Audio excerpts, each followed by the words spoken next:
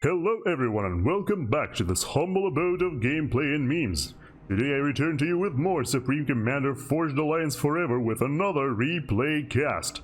So this time around we're going to be looking at a 7 versus 7 on a map known as Plateau of Arracis. Naturally the Arracis is spelled with a C to avoid copyright infringements, but yes, basically it's supposed to be a reference to Dune, which yes, in case you somehow live under an even bigger rock than I do, there was recently a film release last year called Dune. I haven't seen it, but according to what I've heard, it's pretty good. Kinda sorta good, but anyway, today we're not looking at Dune, we're looking at the Supreme Commander adaptation, so to speak. Got those UEF civilian trucks that are supposed to play the roles of harvesters.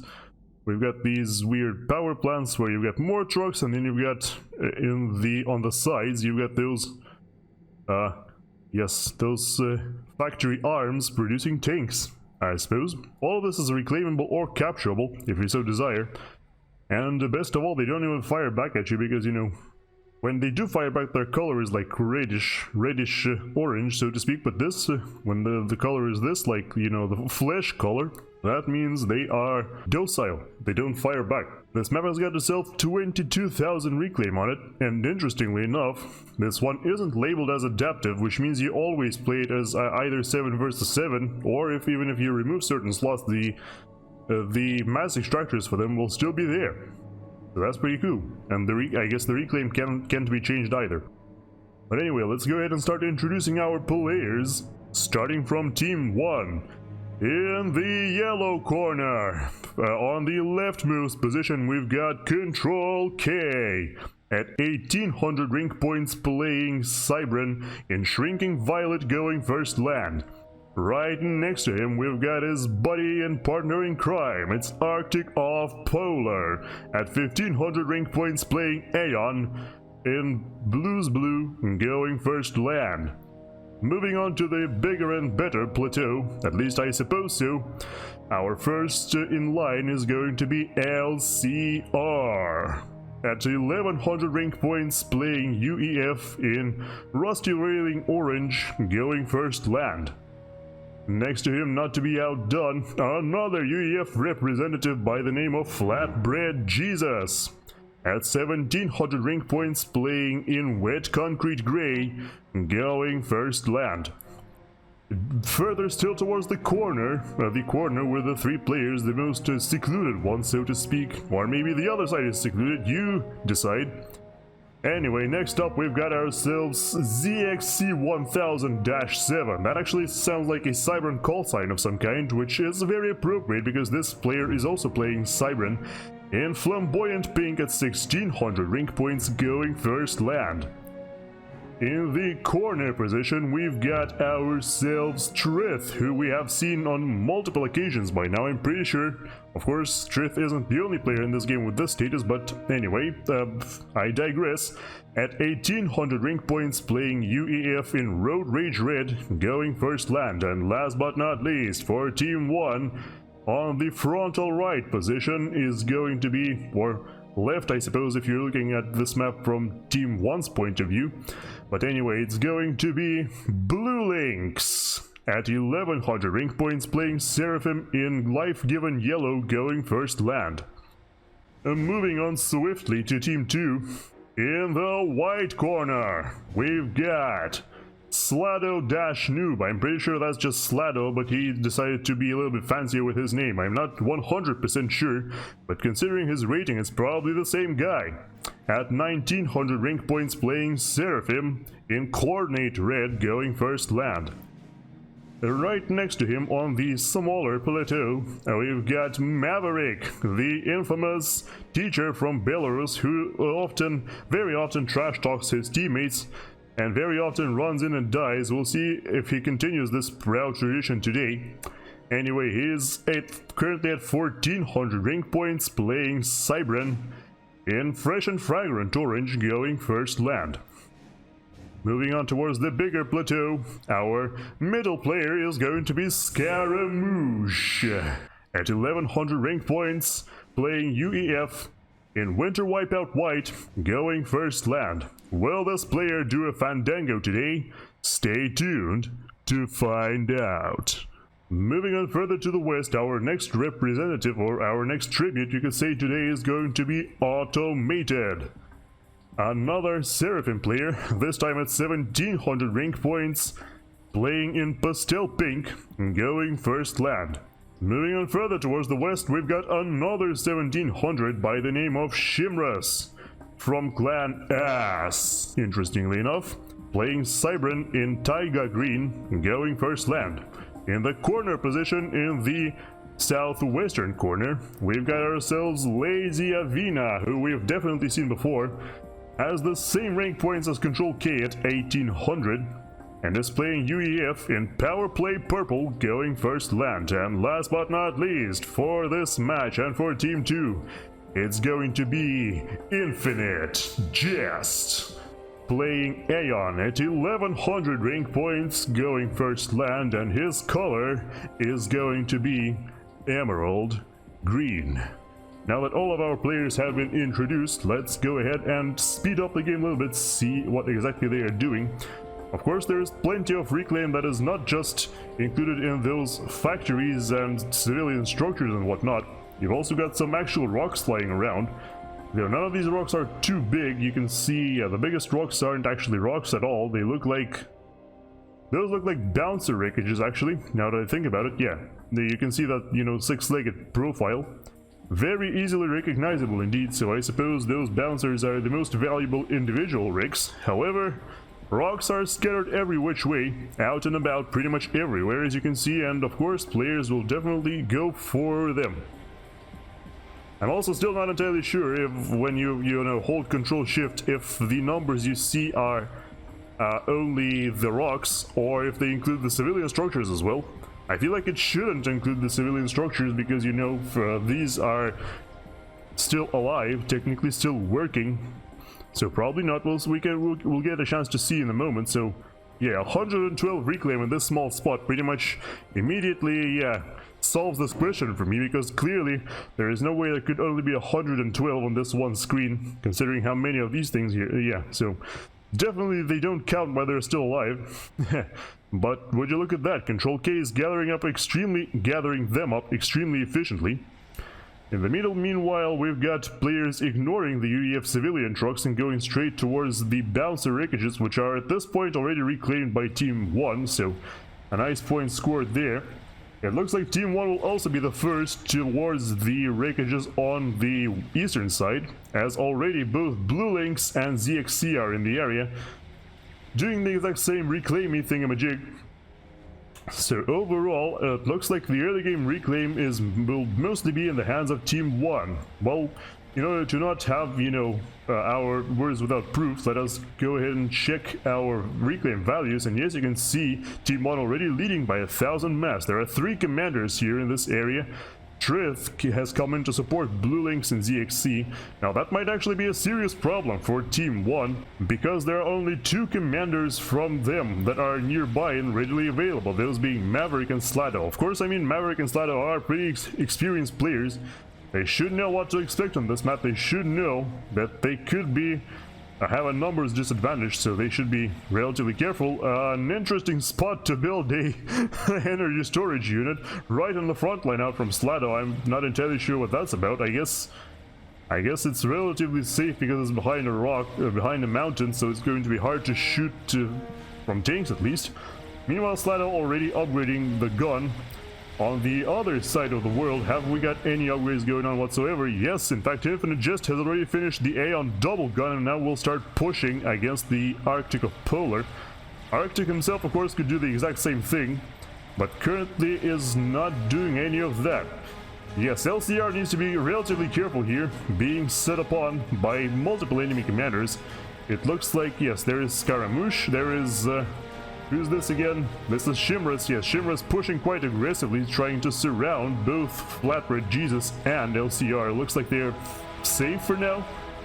So I suppose everything is good. But on the other side of the world, we've got Sladow pushing against Tryth and Bluelinks, who are both unupgraded. Should be I should be quite careful with that, my friends. Oh no, my goodness, look at all the artillery fire that Tryth's commander has been absorbing. Oh no, he's not gonna get away, is he? No! Our first ejection is Tryth immediately dies, gets killed by Sladow, who pounces on him with a gun from the shadows. Yeah, beware of the man in the desert with a gun, who suddenly comes out from behind the sand dunes and obliterates you. Okay, in the nuclear fire we can see another standoff, or not a standoff, but an active gunfight between Sladow and Bluelinks, with Maverick retreating. Maverick looks like he's lost, no, he hasn't lost any health, so I'm not entirely sure what Bluelinks is doing. He just blows up. And it's already 2-0, I'm sorry, in favor of Team 2. Wow, what a start. Yeah, I don't think Team 1 will be too happy about that. A small consolation is, of course, that this map is being played as full share, so right now, ZXC has access to 3 individual bases, left behind by the players who have died, or at least 2 of them.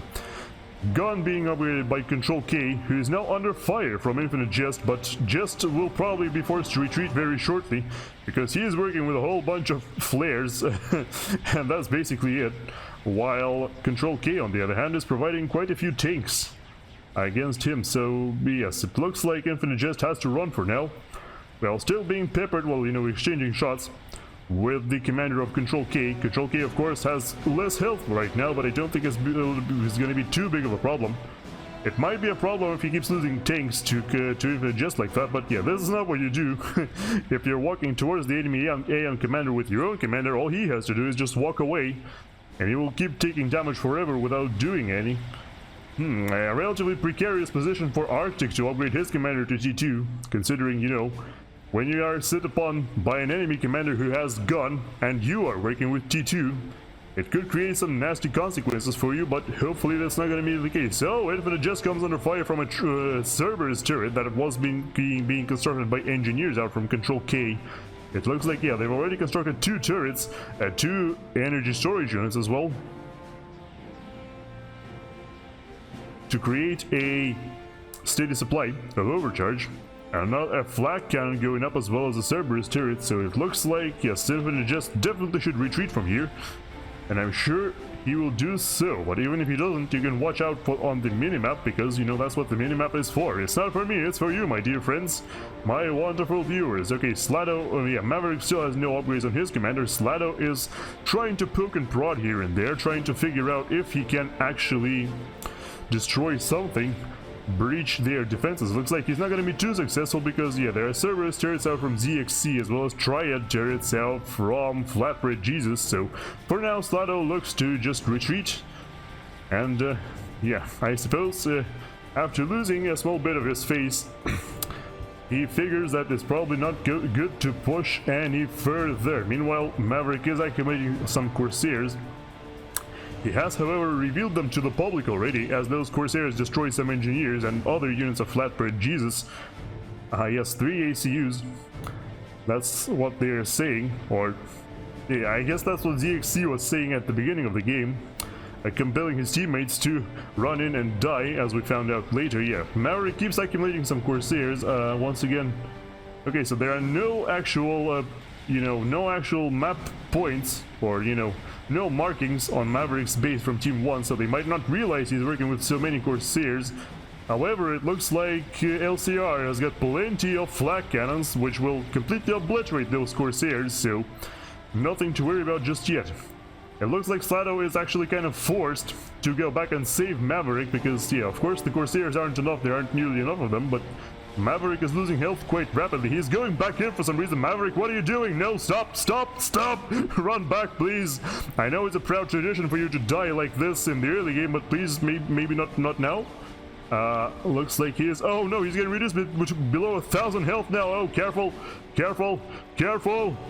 200 health, oh my goodness. It looks like he is gonna get away for now though, because yeah, he's bobbing and weaving like crazy. The enemy artillery has stopped moving, and Sladow is here on the case.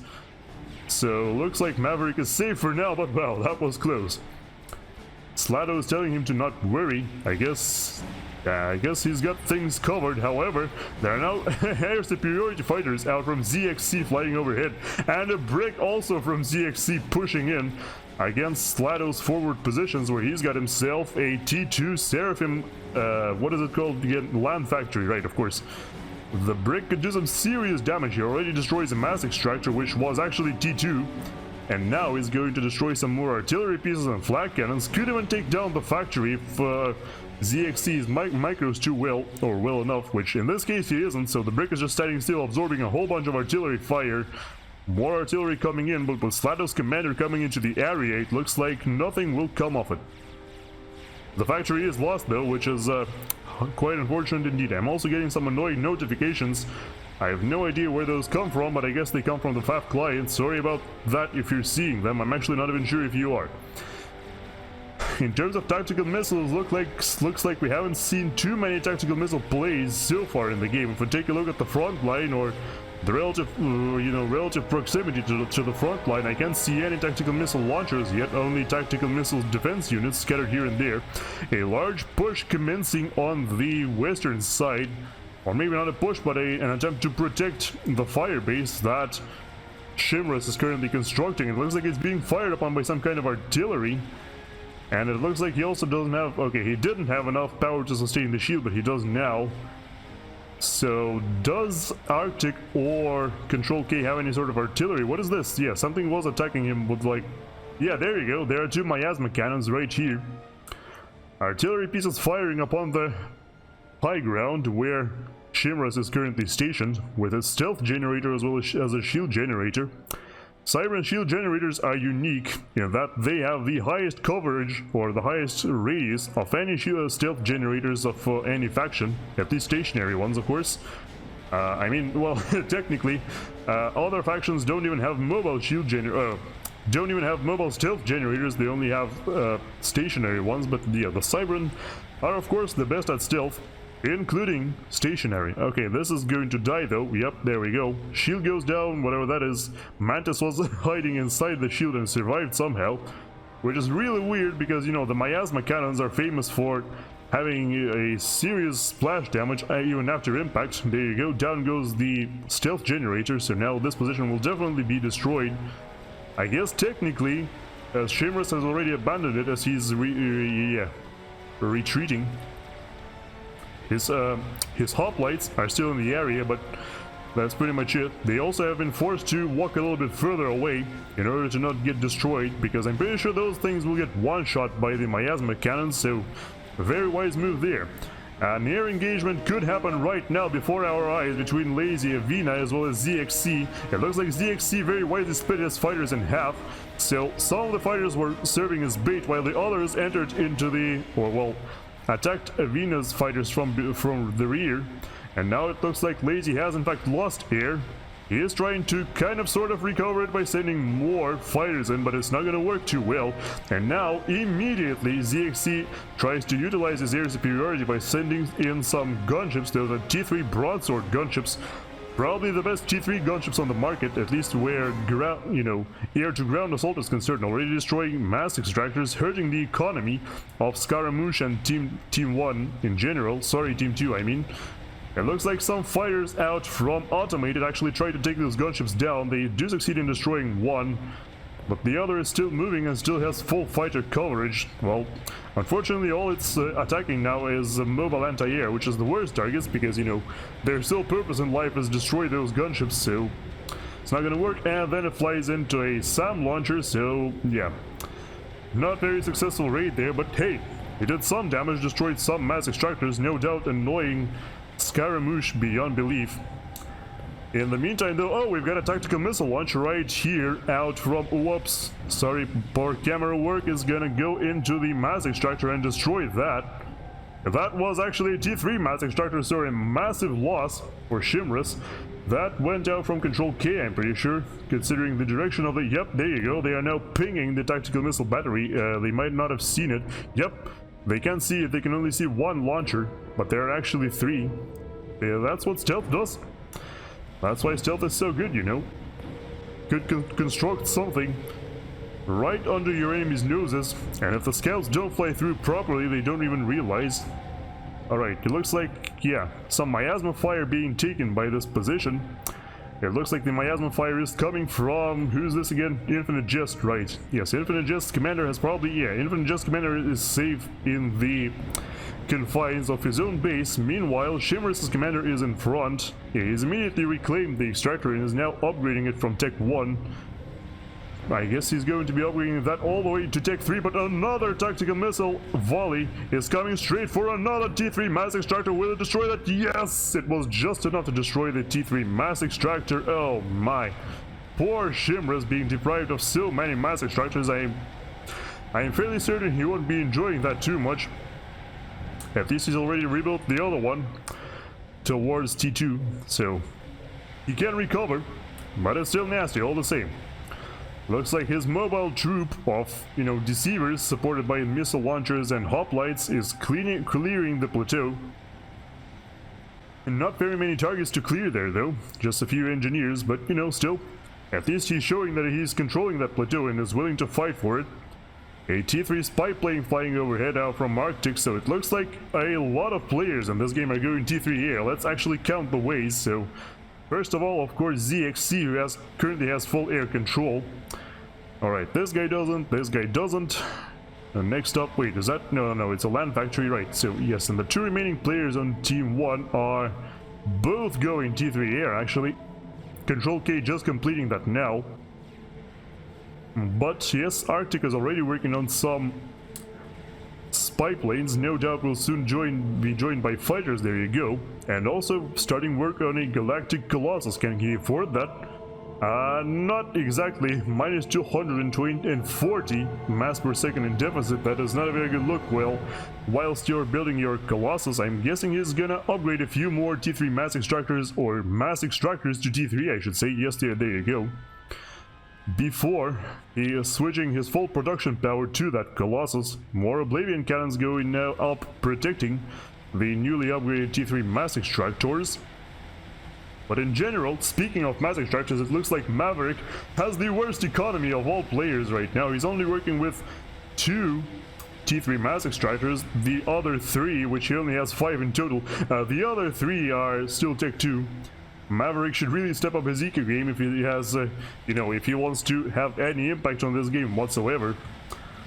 In the meantime, the strongest economies on the field seem to be belonging to, well, of course, ZXC working with 3 bases, but also next in line is actually Lazy. I'm guessing he upgraded those extractors that he had to T3 extremely quickly, and now he's working on some hives to assist with the production of air.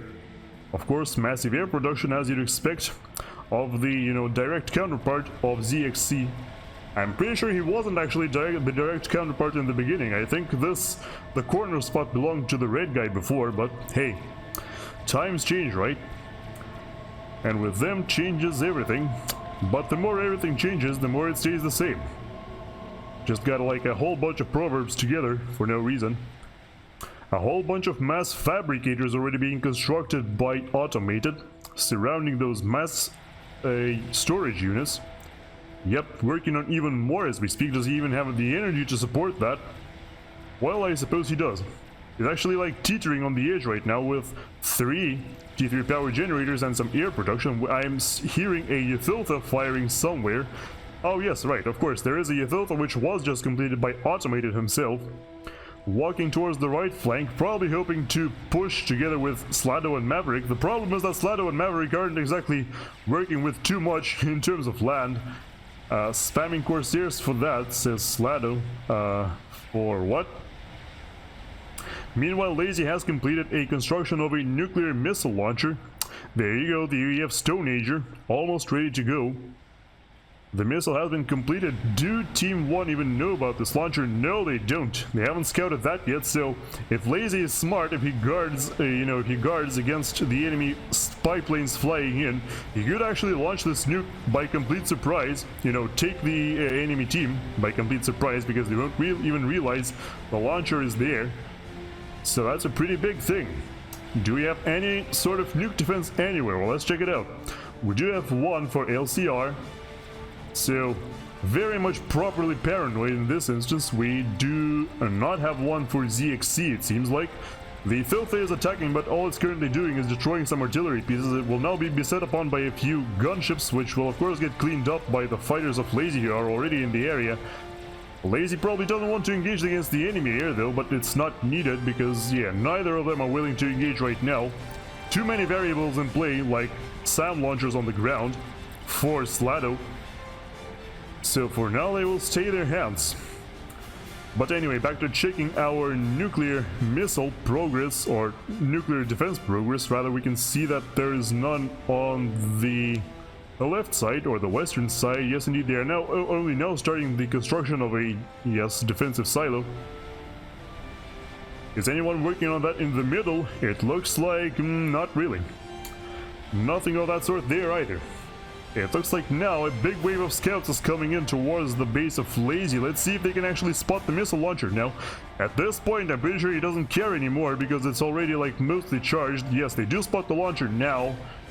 I wonder if they will ping it out, or they are all, you know, they all actually have their eyes in place and actually will realize that it's there. It looks like Team 1 is attempting some kind of a land push with a Galactic Colossus and a Monkey Lord on the western side. There you go, the Colossus and the Monkey Lord incinerating those poor flares. Flares against the Galactic Colossus and the Monkey Lord. I wonder how exactly that's gonna go. Well, yes, flares and auroras. Neither of them are in any way adequate to defend against this power, though. The Monkey Lord and the Colossus will just gain some free experience here. Vet up really quickly, but the strategic launch has been detected. Where is it going? It's going towards the base. Yep, there we go. It's actually going towards the nuke launcher of ZXC, who for some reason started a construction of the nuke launcher himself before doing anything else. Now let's see exactly what this nuke launcher is gonna do. It looks like, yeah, it does have a nuke defense, but it's not charged. So we can expect the missile impact any day now. Let's look at it real closely, see the damage. Alright, there's the impact. Boom! Obliterates the air grid of whoever that was. I forgot the name again. ZXC, sorry. He doesn't manage to evacuate his commander, so he's still in the game. Also, somehow his nuclear defense survives, so the second missile will no longer connect if indeed Lazy decides to fire upon that. Immediately Lazy pounces on the air force of ZXC using his weakness to his advantage. Oh my goodness, look at this absolute slaughter. The fighters out from ZXC are all falling down. It's a complete and utter carnage. Ooh, Lazy just secured the air victory for his team. Yes indeed. Immediately for some reason ZXC is starting construction of a T3 artillery piece. Well, yes, he does have resources to afford that. I guess he does have some reclaim lying around still, but I'm not entirely sure about the prospects of the survival for this artillery piece, considering, yeah, there are massive land pushes going on now. The first Ythiltha that was made by Automated is now chasing away the enemy Fat Boy, who was securing the middle, along with two Monkey Lords out from Shimras. Shimras has really stepped up his production after upgrading his economy back to T3. What is he working on now, you might ask? Well, he's got himself a quantum gateway fully surrounded with T2 mass fabricators already. If you didn't know, that causes the gateway to reduce the costs of all his production. If we click on the quantum gateway right now, it's building, it's building itself those, what are they called again? Yes, RASCOMs, right. Yes, support commandos with the RAS preset, which normally would take 34 mass per second, but with the help of the mass fabricators, it's actually taking 29 mass per second. So yeah, watch and learn. Both mass production, extra mass production, and reduction in costs. And he's also got eco manager, so every time he's missing energy, some of these are paused, which is, in my opinion, is a little bit cheap, but hey, if it's not prohibited, it's permitted. And legit. Another nuke being launched by Lazy once again. This time it's aiming at the frontal fire base of the gray player, FlatbrEadJesus. His Fat Boy just actually got destroyed before our eyes, thanks to a large group of Corsairs produced by Sladow. Oh, exactly what he was talking about before. Produced Corsairs to make sure that the Fat Boy is eliminated, and the nuke, of course, lands, destroys a quantum gateway, destroys the nuke defense, and destroys a whole bunch of fighters out from Arctic as well. Arctic is immediately. Yep, Maverick is asking, did the nuke kill the ASF-50? I didn't have that much. Okay, so not that big of a loss with those fighters, but still, you know, when you've already lost air, losing even more fighters is like the last thing you'd like to do. No doubt. And the Corsairs of Sladow are still mostly intact. They can still do some serious damage whenever he sees fit. The Ythotha that's been roaming, I'm pretty sure that's the same exact Ythotha, has somehow made its way to the western flank now. We'll be pushing together with the... no, never mind, that's the enemy Colossus, so... yeah, it looks like there were no big pushes for Team 1 or Team 2 in that area yet, so the Colossus and the Monkey Lord are still there, intact. The Ythotha and the opposing Monkey Lords are also preparing for, well, either attack or defense, depending on what they're going to do. Corsairs flying from Maverick, they are being pursued by a single fighter from ZXC. It looks like they are targeting the platform or the small plateau with 2 mass extractors on it, so it's kind of a worthy target, but there is a tech-free engineer in the area with 2 SAM launchers having already been built. Looks like the Corsairs had no success. Oh, an Awasa bomber out from Lazy. I totally missed that being constructed. Looks like it didn't do any sort of colossal damage just yet. It just destroyed some frontline units. Spares the Fat Boy though. Maybe the second bomb will land on that. But even if the bomb lands on a few SAM launchers, that's already going to be a pretty big loss, and there you go. A whole bunch of factories and SAM launchers destroyed. For ZXC, the Awasa is now a 1-star veteran, yes.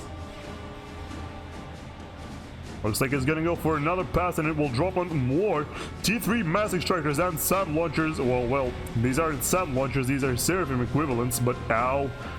Still hurts a lot. Yeah, already almost to rank 2 veterans actually, so very much worth it. This Awasa already killed 49,000 mass, and no doubt will destroy more here. Actually, never mind that. It destroys the engineer, but now the fighters out from Ctrl-K fly in and finish the Awasa off. Even though all of the fighters from Lazy were in the area. A bit of a miss micro right there, but at the very least, you know, the Awasa falls in friendly territory, so they will have a chance to reclaim it and build another one. Oh wait, what is this shot though? Oh wait a second. Oh my goodness. Ctrl-K has already constructed his first T3 artillery piece.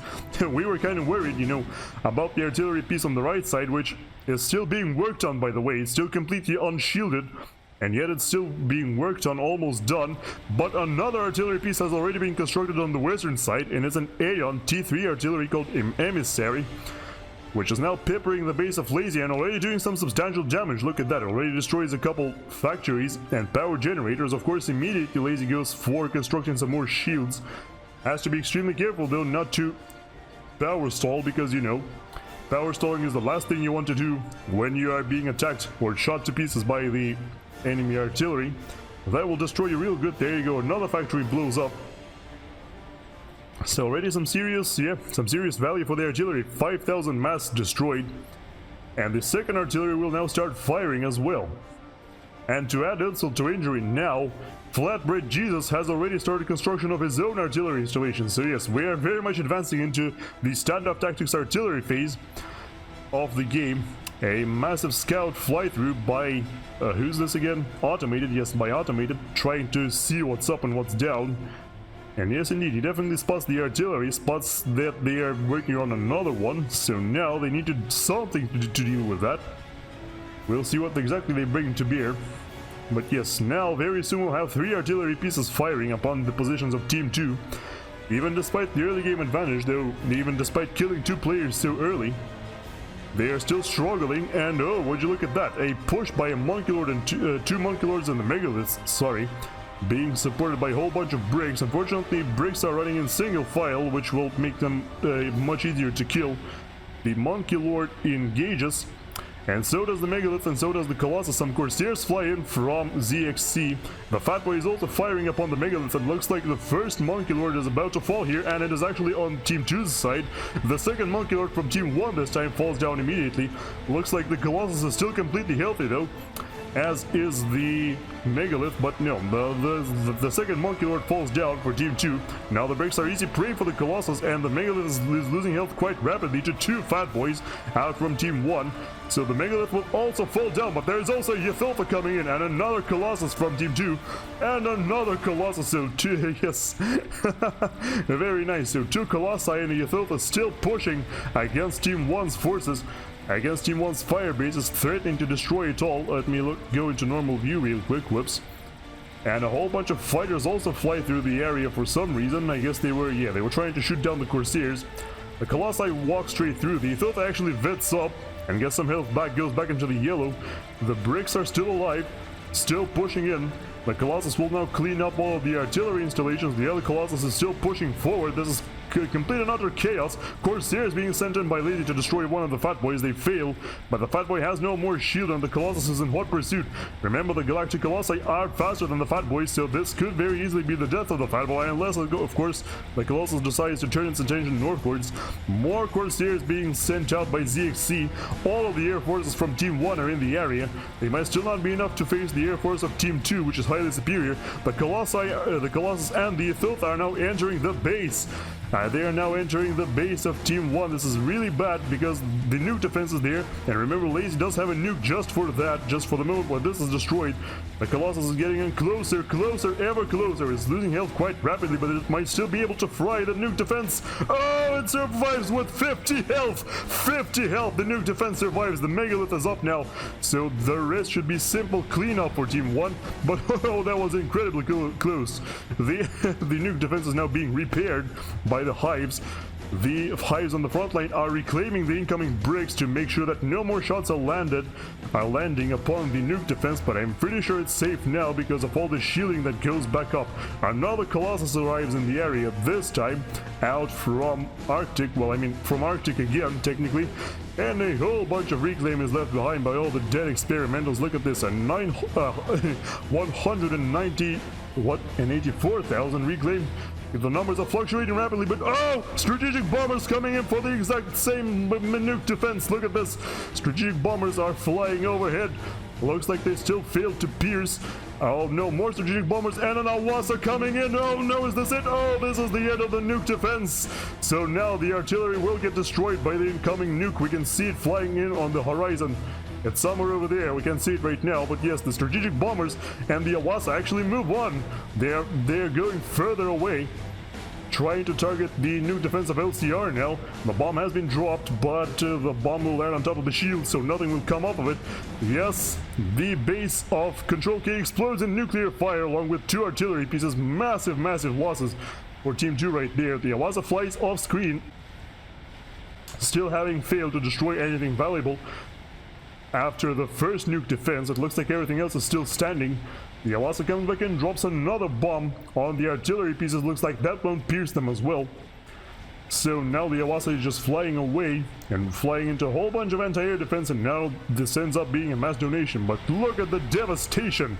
I am actually curious now how much mass has the nuclear launcher destroyed. Looks like, oh wow, 373,000 mass destroyed by this one nuke launcher.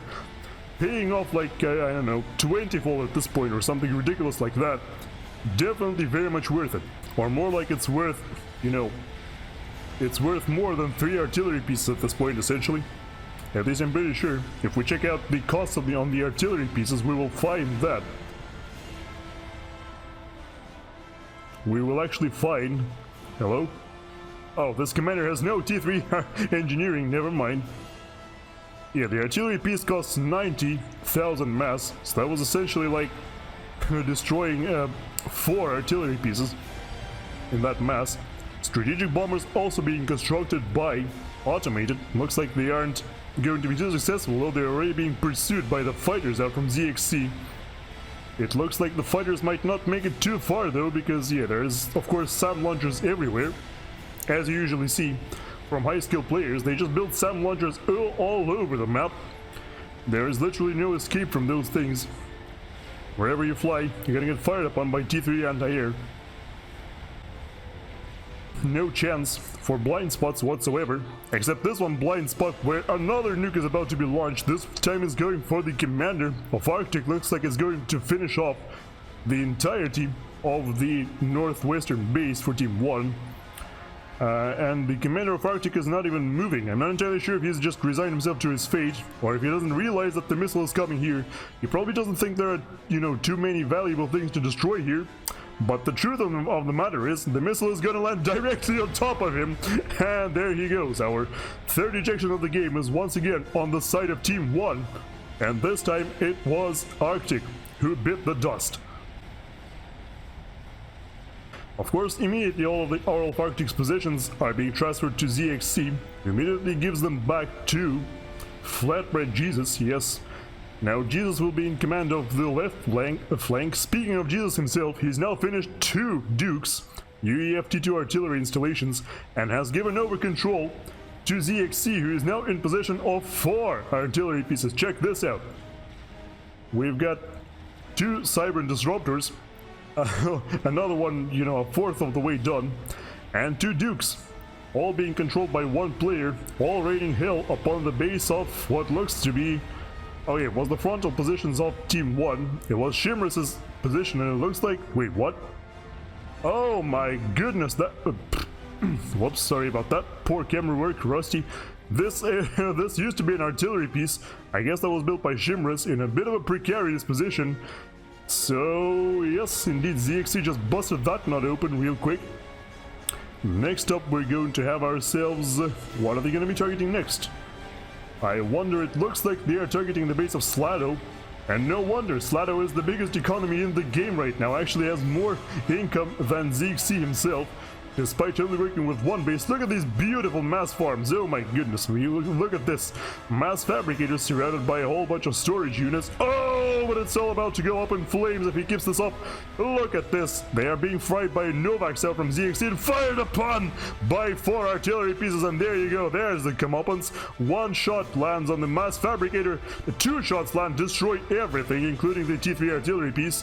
He is still working with 1 disruptor, but look at this, his economy has been cut down from almost 900 to 527 per second. Wow, that is extremely heavy losses for Sladow right there. Being punished for the greed, so to speak. Oh, but it's not over yet. Disruptor being reduced to half of its health as the enemy artillery keeps raining hell upon them. There are still 2 shields that are still up. They are trying to build yet another one hastily.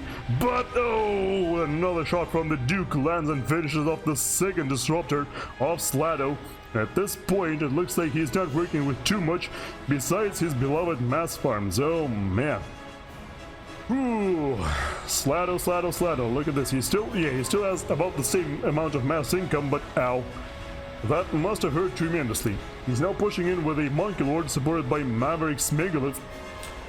Nice alliteration there. At this point, thanks to Ctrl-K's base being nukes before, Maverick is actually not the last one in the game in terms of mass income. He is still the last for his own team, but at least no longer in the game. No longer the last one in the game, I mean, so yes. A Megalith and a Monkey Lord pushing together, being assaulted by Corsairs out from ZXC, no doubt. Actually, I'm not seeing any Corsairs, but there is a Fat Boy. Yeah, the first Fat Boy constructed by ZXC, still very much there. Still very much alive and kicking, destroying the incoming Monkey Lord and Megalith. Of course, you know, 1 Fat Boy isn't enough to stop 2 of them. But I'm sure ZXC has got something else up his sleeve. And it's a Megalith which is almost about to be done. Actually, what's the ETA? I can't see it. Well, whatever. It says, yeah, 95% done. The Monkey Lord is firing upon it, but there it goes. Massive build power being commanded by ZXC allows him to construct those Megaliths on a whim. Even if it feels like he's about to get destroyed by an incoming rampage of land experimentals, he can construct just as many in the blink of an eye. And here you go, a pink Megalith versus an orange Megalith. Place your oh god, not again. Place your bets, ladies and gentlemen. Actually, never mind, I'll place them for you. The pink Megalith will definitely win. Yeah, there is actually no reason to bet because, yeah, the difference in health was just too big. So there you go, that land push fails. Now the artillery pieces, which there are now 5 of them, a 6th one soon to go up, all being controlled by 1 player. They are now pounding the bases of Ckaramush. It looks like in this game Ckaramush was unable, ultimately, to do another Fandango, because, or maybe his Fandango was the explosion in which most of his base was destroyed, I don't know. That could be one theory, one meaning behind the name. It looks like, oh, there was a fly-in from... Yeah, from what I saw on the map, I think it was a fly-in by Automated and his strategic bombers. They didn't really manage to destroy anything though. It looks like at this point Ctrl-K is working on some kind of an upgrade. Probably laser or teleporter. It looks like it's on its back, so probably teleporter, or maybe cloak. Or maybe RAS, I don't know, hard to say from here. But well, look at the devastation. all of the mass farms have now been destroyed. Not even wreckage left behind, just barely some wreckage from the mass fabricators. And oh no, Maverick's base is now going up in flames as well. Look at this. Oh, ow! All of the mass, all the power generators, all of the support commanders are about to blow up. Oh, a massive chain reaction causes Maverick's commander to be destroyed. But oh no, what is this? Oh, there was a teleport. Oh god, there was a teleport in from 2 players actually. There's the red guy, Sladow, and whoever that was, I think it was Shimras. Yeah, Shimras managed to destroy ZXC's commander, but that's all for naught because the base and the artillery pieces are still standing. The commander of Sladow is now pinned down by a whole bunch of by a satellite and a whole bunch of T2 gunships, and down he goes. Actually destroys the satellite itself, but not the station, so that doesn't matter. Oh man, Team 2 just lost 2 of their commanders trying to destroy 1 commander of Team 1, which was still for naught because all of the artillery pieces are still intact and there are now 6 of them. Actually, on the topic of 6, there are actually 7 now, because LCR himself has also built yet another one. Oh man, this does not look too good for Team 2 at this point. All of the kills, all of the destruction they managed to cause on the flanks of Team 1 is now kind of sort of coming back to bite them as Lazy Avini Ctrl-K is out of the game, and now InfiniteJest is the only player left alive, left to pick up the pieces which are slowly but surely getting reduced to radioactive dust. Oh my goodness. Look at this destruction, chain reactions going up left and right. Oh, generators exploding, and there goes InfiniteJest, finished off by the last remaining artillery shells. Well then, I guess at this point the game is over. Very nice comeback by Team 1. Don't mind the desync, the game is already over. But well, yeah, ZXC says, well played Sladow. I guess he has a point there. Even though of course ultimately it was for nothing. At least Sladow managed to build up an insane amount of economy, even surpass a guy with 3 bases. Ultimately that wasn't enough to stop them though, because ZXC just used his early advantage to build a whole bunch of artillery. And then from there, it was all over. Thank you all so much for watching, I really do appreciate it. If you're enjoying the video, don't forget to like and subscribe, maybe leave a comment down below with your suggestions and, you know, your reactions and whatever else you want to write really. For now though, this is going to be it for me. So, goodbye, take care everybody, and I hope to see you soon again on the battlefields of the future.